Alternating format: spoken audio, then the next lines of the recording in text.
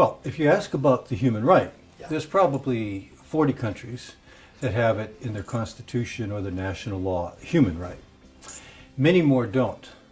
And while it's obviously a good thing to talk about water and the human right, especially since we're here at the Vatican, there are a lot of other dimensions that will cause or facilitate other people to actually do something about water. Of the 95 or 100 countries that have access of 95% water, they don't have anything in their constitutions or laws. However, the most important thing in the situation is that you must have some form of entitlement or rights system in water, otherwise you'll never have water reform. It's really about stable expectations. People have to know whatever methods they use. So you must have rights in a stable system of rights operating. If the human right to water helps that, which I think it does in some places, but that's important. In terms of educating people, talking about the human right is probably very, very good because it gets people aware of how important it is. And essentially, as we heard in the encyclicals and others, that if you deny people water, you're denying the right to life. So it's basically like a right to life. Well, there's several ethical dimensions as we will come up. The first and foremost is what I just mentioned. I mean, it's about the idea of a right to life, and that means the dignity of the person. And water is very clearly tied to that. I mean, after all, the same water has been recycling through us, through you and people in the past and people now. So we have the human dignity part. The practical policy parts, there are major ethical. For example, today's world, we talk a lot about the problems about changing or variabilities, maybe in our climates.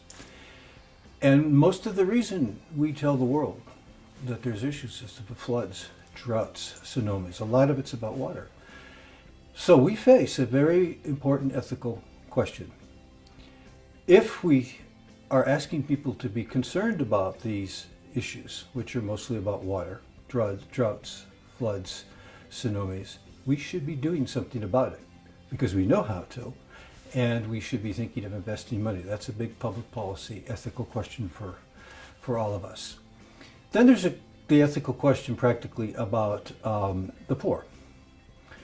There should, obviously, if we were to meet the main ethical issue that we just discussed, how do we practically meet it for the poor? Many people feel, oh, the poor will not pay because they have no money. The truth is, the poor pay much more money in different parts of the world, everywhere, than we would ever think of it in the rich West, either through people and women having to walk or spend their days looking for water, or how much of their wealth. So we need to be clear about the subsidies, that it may be necessary, may not, and we need to be clear as far as those who have money, what will they subsidize, what won't they subsidize. The issue is it will be different in every culture, but what's important, it has to be transparent. Well, in the first part of your question about the encyclical, I believe this is the first encyclical to be very specific about water. Others have talked about environment. This is important, though, because the water is, I mean, it's part of environment, but it's extremely important. That raises the level. It also brings into something that people don't often talk about. Water is part of every major faith tradition that we know of in humans. It's part of the symbolism, it's part of the rituals and the liturgies. So water encodes, is used to encode a very, very important part of our relationships. So the symbolic and the religious parts of this are really, really important. And practically speaking, for example, in today's world, many faith-based organizations who are working in very poor areas, very, very areas that people don't go to, and it's hard to find them, the religious institutions and the faith-based institutions may be very practical partnership to bring water through the pastors to actually learning about water and sanitation. So there's a practical religious part, which is very ecumenical if you think about it, because you'll have different faith-based organizations. But it's also very much embedded in the philosophy, but in the idea of the rituals. So you can't get away from this. And it's been through all our history. We see it. In fact, ancient Chinese, as well as 19th century poets in the West, have used the same terms. Water is the carrier of the collective memory of humans, if you could imagine the same thing. Now, about private and public. This, of course, is a controversial topic for many years. Really, the first thing is that, by and large, what we're talking about is not private ownership of the water. It is the management through leases that private companies would be involved in. Now, sometimes that line is fine if they could be dominant and so forth. There are several things about this. The water is a public good, we call it, or a collective good, and there is the need to deal with the poor as well as the rich. So you have to have ways of both conserving water for those who you want an incentive to conserve, not to waste, but at the same time you also need some way to deal with the poor. This means that you need to understand how your systems are operating. You need performance criteria for these systems. Now, the truth is that often a private lease could be very clear about these performance systems, and public systems could themselves learn from some of the performance criteria. So the real issue is, how are these systems performing and how transparent they are, be they private or public, or if they're private for a while, then public. That can happen. But the important issue is, what is the performance criteria? How are they performing, and are we going to be more and more transparent about the decisions? There are many reasons this is a problem. One is that the water is not just technical, it's political and social. So there is a difficulty in the political and technical, and we have a lot of political leadership that finds it very difficult to be that transparent about prices, about markets and water. This is not to criticize, it's the reality that they feel. So we need a lot more education about this, we need a lot more openness about it.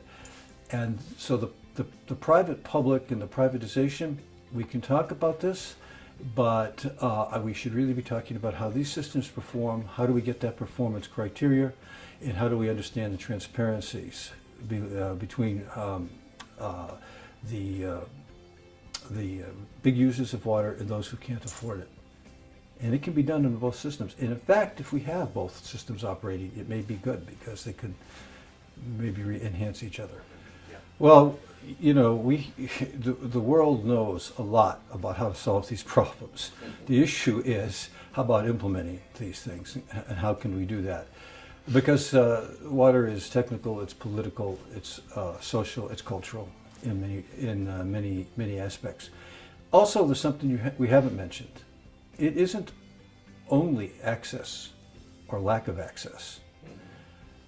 Some of the major issues in water and management have to do with the idea of floods, droughts, tsunamis, as I mentioned. And what the water managers do is try to manage the uncertainty of these events. So why is that important? Well, it's all based on their probabilities and thinking of what may happen. It's important because it stabilizes investment, it stabilizes the movement of money, it stabilizes people's lives. If you live where it was a drought last year, it's a flood the next year, we don't know what will happen, but it will be another disaster. People live in a permanent state of fatalism. How do you break that? One of the most frequent and best methods humans have used for thousands of years is about water management. And it's managing this water so that you can do things that if drought comes, people have water. Or if there's too much, they don't get hurt. So, you asked me the question of how I would imagine things. The first is a world that we had access, and especially to sanitation. I mean, because we're making progress in these areas, but for some reason sanitation we're not making the same progress. Very important. But what good would it do, I ask you? What good would it do if we had this wonderful sanitation as people I know in one of the organizations I started, the poor areas, and you had access and people were, they had pipes and things that they started. All of a sudden a flood comes, gone. Then there's a drought. You need to do more.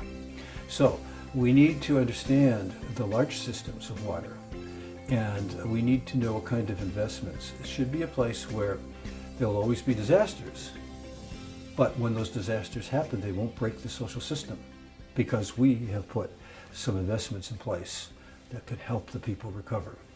Yes, I wish that we would have, first and foremost, a world that has almost complete water and sanitation. I mean, even in my country, it's not 100%, but a large percent of this.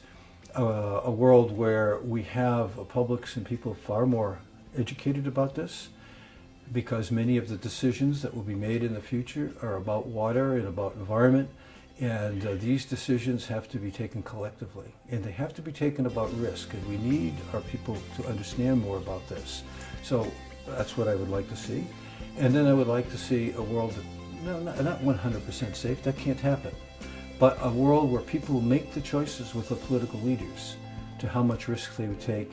They understand that, and so that there's greater variety of socioeconomic growth in the cultural ways that people want to do that.